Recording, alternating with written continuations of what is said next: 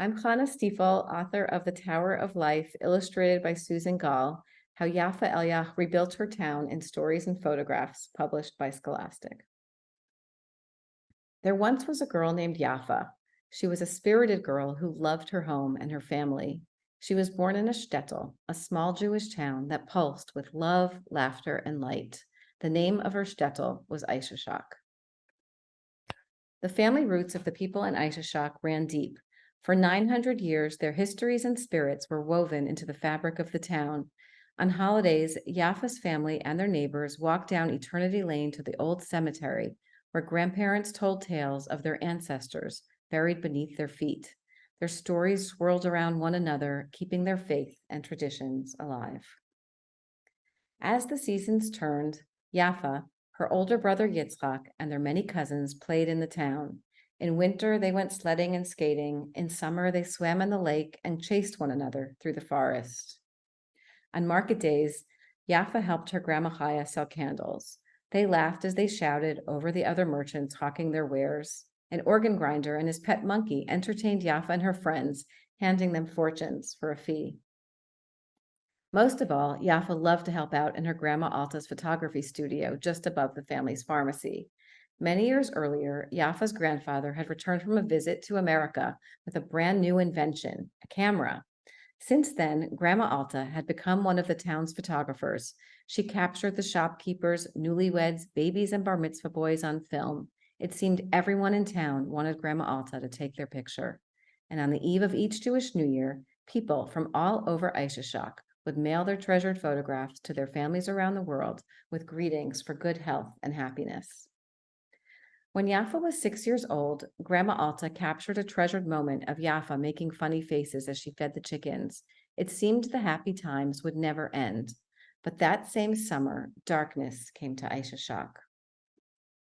German tanks and motorcycles rumbled over the ancient bridge. Boots stomped. Hate filled the air.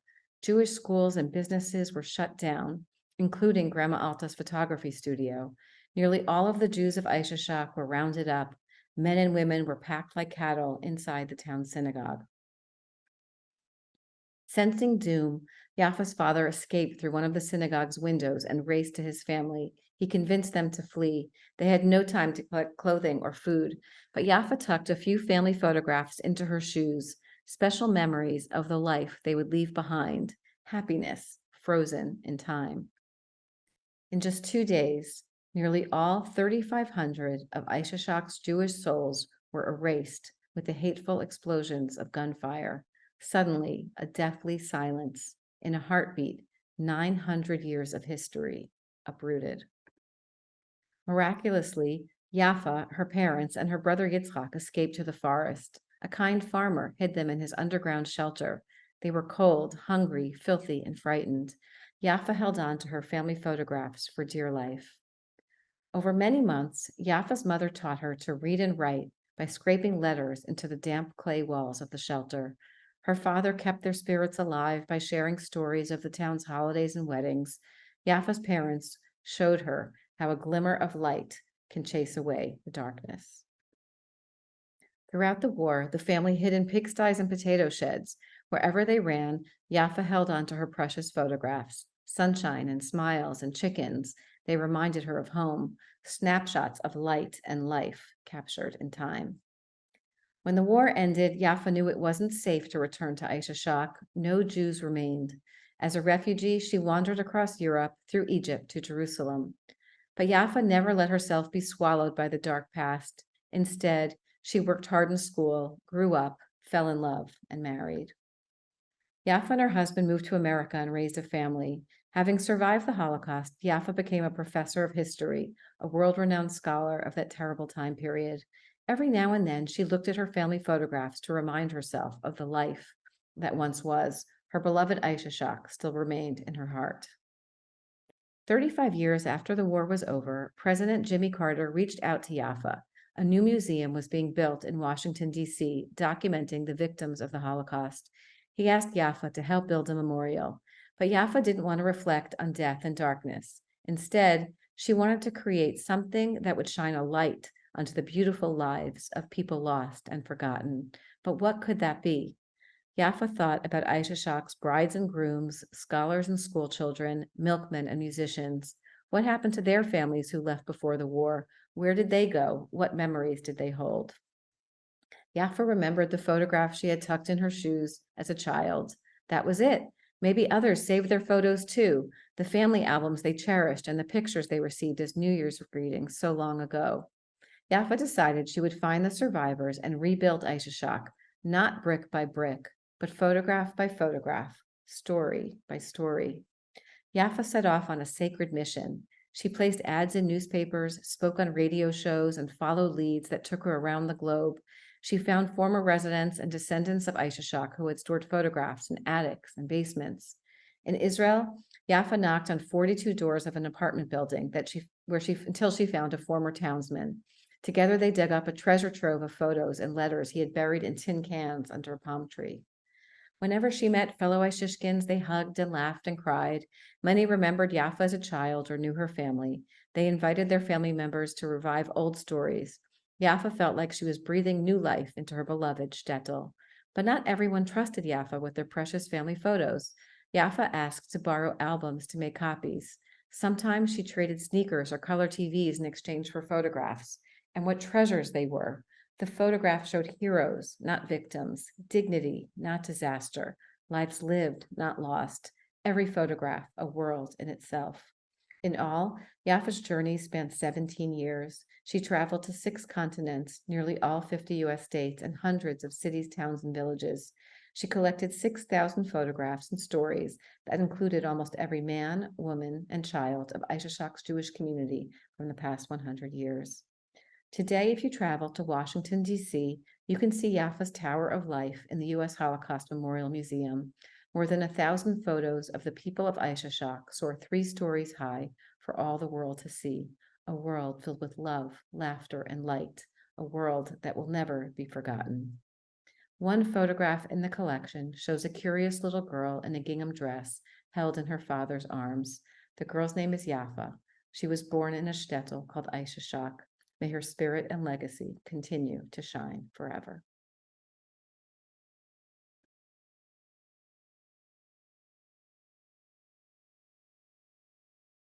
Hi, my name is Dr. Elizabeth Dulemba, and I teach here at Hollins University in the summer MFA in Children's Book Writing and Illustrating program, along with our other graduate programs that we have here at Hollins.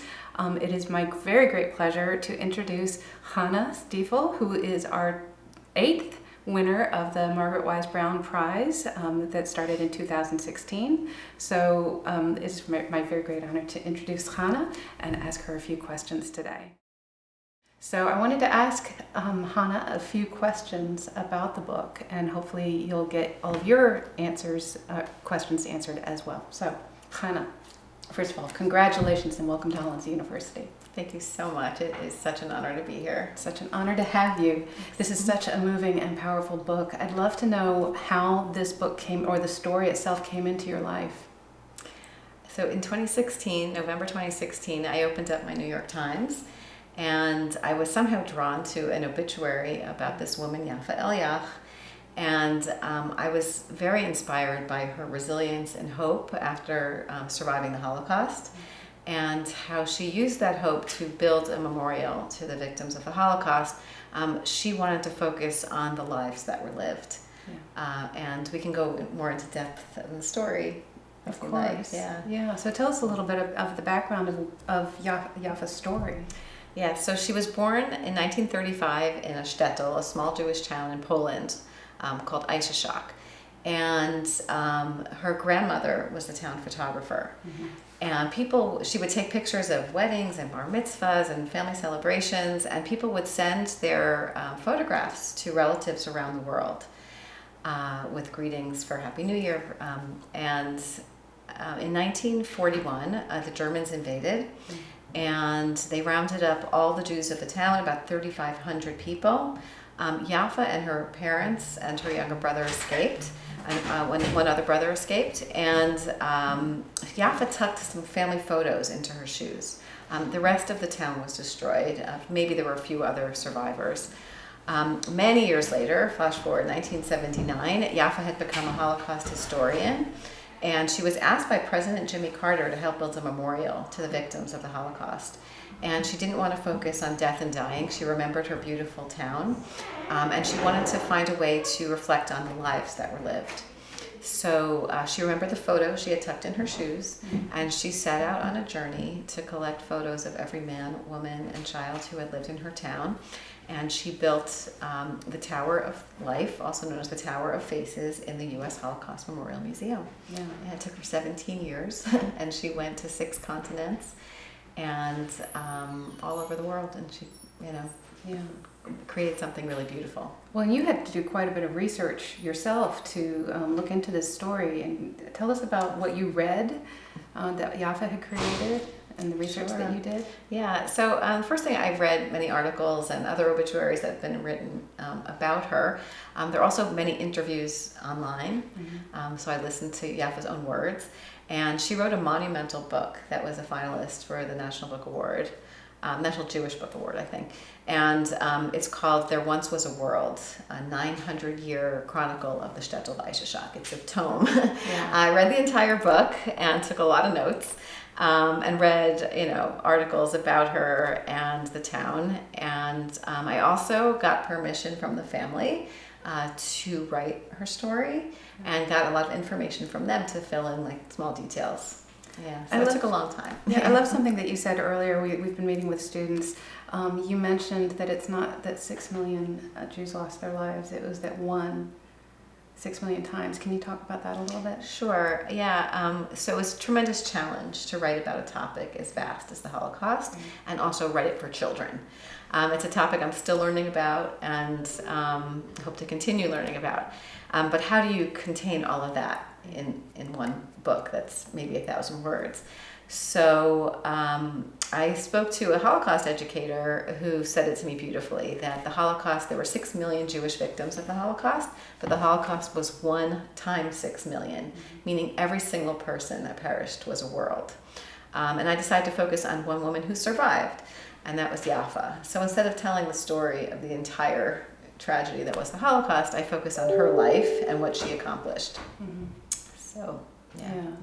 So the book has obviously done well, not just with the Margaret Wise Brown Prize, but also critically, and has won several awards now. Why do you think it resonates so much with everyone?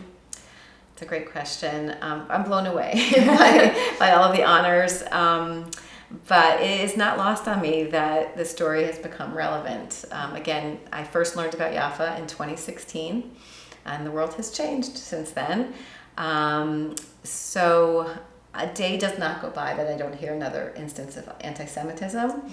The Anti-Defamation League released a report recently that there were over 3,600 incidents of anti-Semitism recorded and reported last year, which was the highest on record, and an increase of over 35% or 36% from the previous year. And it's increasing over time, and it's the highest on record since they've been collecting data. And it's really upsetting and disturbing. And Yafa believed that the solution is to instill empathy. And also, she wanted everyone who saw her exhibit of photographs to see themselves in the photographs and recognize that we are one people. And I think that when you realize that we are all just people, it doesn't matter what race, what religion, whatever your beliefs are, we're all, human beings. And once we recognize the humanity in each other, we have to try to put an end to the hate. Yeah, and you said something earlier about the exhibit itself, that you can take an iPad and shine it on one of the photographs, and tell us about that. Yeah, so if you visit the U.S. Holocaust Memorial Museum in Washington, D.C. today, they just started this year. They added augmented reality. So basically, the Tower of Life is 3 stories containing over 1,000 photographs of the people of Aishashak. And it's very moving, but they wanted to reach the younger generation, or anyone who likes to use multimedia. So if you enter on the first level, you can pick up an iPad and hold it in front of a photograph, and it's immediately colorized, and a narrator will tell you the history of the people in that photograph and what happened to them. So it's incredibly moving. Chill bumps. Yeah, totally. Yeah. It's very, very moving. I was just there recently. It's a very moving experience. And then it will connect Actually, it's really fascinating the way they do it. It'll guide you to the next photo and the next photo, so you see how all the people were linked. And one really fascinating detail is that Yaffa, when she created this exhibit, she learned so much about the people of the town, and she knew their relationship. So she actually strategically placed photographs so that people who got along with each other were near each other. And there's some, like, you know, behind the scenes humor in that. Like, she really knew her town and her townspeople. And you actually went and stood in the very spot that the illustration in the book, it's a beautifully illustrated book, we'll talk about that in a minute, where Yaffa was standing in the exhit, and you stood in that same spot. What was that holding her like? book? Yeah. It was a very special moment, and I'll always remember it. It was a real honor to be able to write her story, and I feel like that space is a very sacred space. Yeah. It's a tower, but it's also, even though these people did not die in the gas chambers, they were murdered right there in their town. It's almost like a chimney. Yeah. And it's very powerful and moving. So yeah, it's a very sacred space, and I felt very honored to be able to be there. I thought it was so interesting what you said earlier, that so many of the images that we associate with the Holocaust are emaciated bodies, and yet these were people who were thriving and healthy at the height of their lives when it was taken from them. So I love this tribute to life. Yes. But speaking of tribute to life, I mean, this was a very difficult place for you to have to be in, creatively speaking. For you said, I think you started writing this in 2016. That's right. How did you go about your own self-care while, you know, living in the depths of this really difficult subject for so long? Yeah. So I know that the illustrator Susan Gall and I, we both cried a lot. We weren't in communication with each other while she was illustrating, but we both have cried and continue to cry, and I definitely had to take breaks from it. I worked on other stories. It can be very emotional. I also have personal stakes. One of the reasons I think back of, like, why this story? Why did I write this story? And I had never written Holocaust before. It wasn't something I ever had imagined writing about. But I realized that Holocaust survivors are passing away, and if we don't tell their stories, who will? Right. They need to be remembered, and the life lessons need to be remembered. Again, 1 times 6 million. And in my mother's family, my great-grandfather left a town called Seredna. He left behind 10 siblings and his parents. 8 of his 10 siblings and their spouses and their children and his parents all perished in the Holocaust. So in their memory, I wanted to write this story. And that made me determined to keep going. And my husband, who is here, both of his parents escaped Germany as children. Wow. My mother-in-law was born in a town called Schwäbisch Hall in Germany. She was there for Kristallnacht, the night of broken glass. And her father was taken to Dachau concentration camp, but he was able to get out because he had a visa. So after many months, he was able to return to the family. She was an only child. They knew it wasn't safe for her. They put her on a train by herself to Belgium as a 6-year-old child with a plaque around her. And she survived. Her parents did survive, and they met her in England a year later, and they came to America. But it's a really traumatic story, and yet she now, you know, she had children and grandchildren. Yeah. And then my father-in-law, also a remarkable story. He left Germany at 14 because of anti-Semitism. His parents saw the writing on the wall and they left. So they made it to America. His education ended when he was 14. He had to learn English by stocking shelves in the grocery store. When World War II, when America joined the war, he went back to Germany as a Jewish-American soldier. He was in Patton's Third Army, and he was at the liberation of one of the camps called Mauthausen.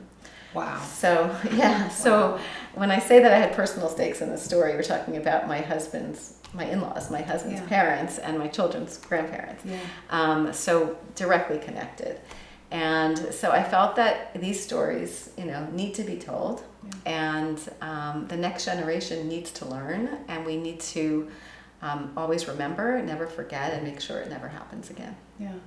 Well, back to the images, it is so beautifully illustrated. So Susan Gall, were you familiar with her work? Did your art director share her work with you? Because that's a lot of verbiage to trust to somebody, you know, that Right. they're going to turn it into what it needs to be. I mean, boy, I was so lucky, so blessed to have Susan work on this book together with me.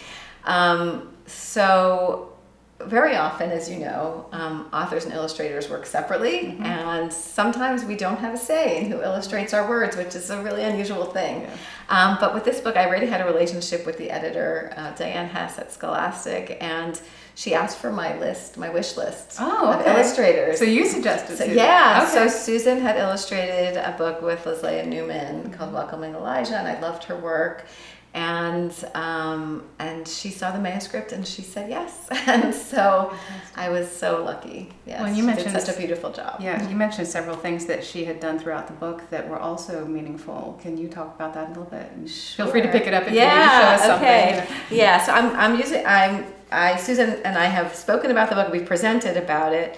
The first thing is that, like we spoke about, when we usually think of pictures of the Holocaust, we think of black and white and gray, as if the sun never shined during that period. Now, of course, color photography really wasn't available, but it was a very dark period in history.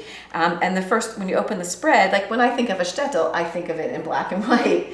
But here it's full of color, it's vibrant, and you could almost use all your senses, like smell the grass and hear the voices of the people. And it's full color and it's full of life, which is exactly what we want children to see, that these were people and they lived in a community much like your own community. Also, just the beautiful, we talked about the fabric of the town, and if you look closely, you can see all the different patterns on all the, in the middle so everybody can see it. you can see the patterns on all the women and men in the community. So just woven into the fabric of the town. And really beautifully, we talk about how Susan incorporated some photographs from Yaffa's exhibit in her collection into the book. And this is a picture of Yaffa feeding the chickens, just everyday life, the joy of everyday life. And I could just read this spread. When Yaffa was 6 years old, Grandma Alta captured a treasured moment of Yaffa making funny faces as she fed the chickens. It seemed the happy times would never end. But that same summer, darkness came to Aisha Shock. And here you see the color palette changes, and it's very dark, it's red, it's fiery. And this is really important. If you'll notice, none of the Nazis have faces. They're dark. And Susan herself has said that they tried to take away the humanity of the Jews, so they don't deserve to have their images appear in the book. So I thought that was remarkable. And she just did such a stunning job. Here you can see how she kind of etched away. What was her medium, do you know? I think it says in the back it's like watercolor and digital, but we can double check that. Yeah. Should we check? We can check. Okay. It says ink, watercolor, and digital collage. Very nice. Well, and you said something about, let's show them the big spread of the memorial itself. Sure. Yeah. Is there something that you pointed out about it that I think would really resonate with our audience? Yeah. So when you turn the book on its Yeah, side, just capture the Tower of Life. I also, I'm hoping that in some reprint they'll have another fold out. Yeah. But these are some of the photographs, and I received as a gift a print of this that appeared in the Society of Illustrators art show this year. And as you look at it, you see a lot of tiny details. And I mentioned it to Susan, and she said that every single photograph matches what you'll see in the Holocaust Museum.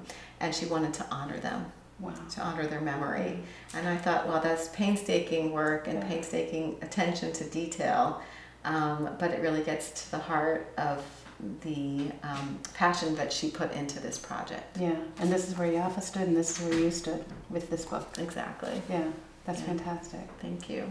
So obviously this was a very important subject matter and really kind of difficult to deal with, but you write humor too. I mean, so tell us about some of the other things that you do. Well, it's actually a really funny story that you mentioned that. So in March, I actually spoke at a dinner.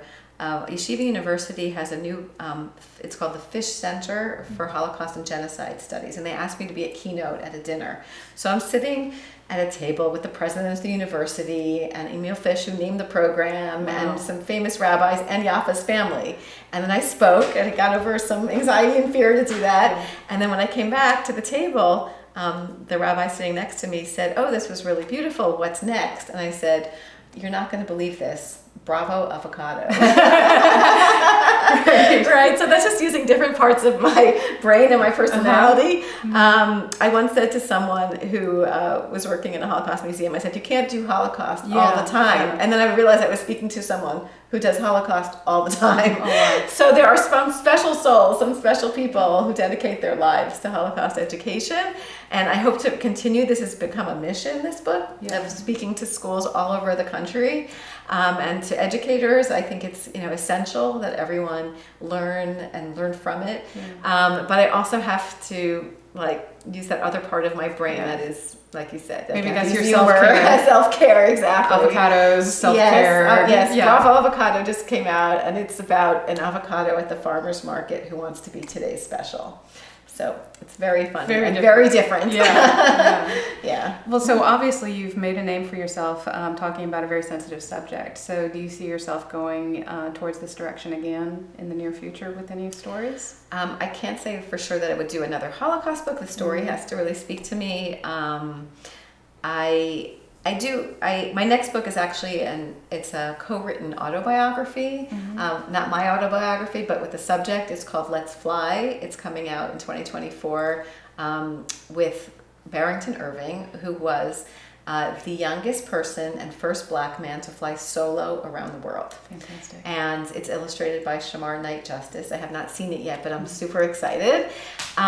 So I feel comfortable writing biography, let's say biography, not autobiographies. But I love nonfiction and fiction, and I just really where my heart takes me. Something has to really speak to me for me to spend so much time on it. Well, and that was something that you said to the students earlier today too, is that the question was, why this story?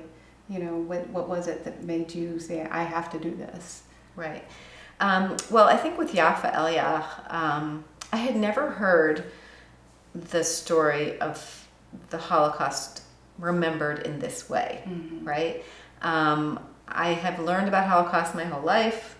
I had, like I said, family members who had survived or were perished. And there was something so hopeful and resilient. I don't think people come away from this book feeling depressed. They feel hopeful that life continues. And Yaffa wanted us to celebrate joy. She wanted us to think about that the Jewish community is still vibrant and thriving today, and that and to be proud. But really for all humanity, that that life continues, but we can make the world a better place. Giving me chill bumps. We have to. We have to work on that. Yeah. We have to all get along and make the world a better place. Yeah. I can't imagine Sounds a so better easy. note to end on than one of hope. I think that's marvelous. Thank you. So congratulations again. Thank you so Well-earned much. honor. Thank Well-earned you so honor. much. We love the book and are so honored to be able to include that in our collection of Margaret Wise Brown Prize winners. Thank you. And to have you here. So It means so much to me. Thank you so Chana, much. Thank you again. And thank you everybody Pleasure. for joining us. And hopefully you'll stay tuned maybe next year to do something like this again.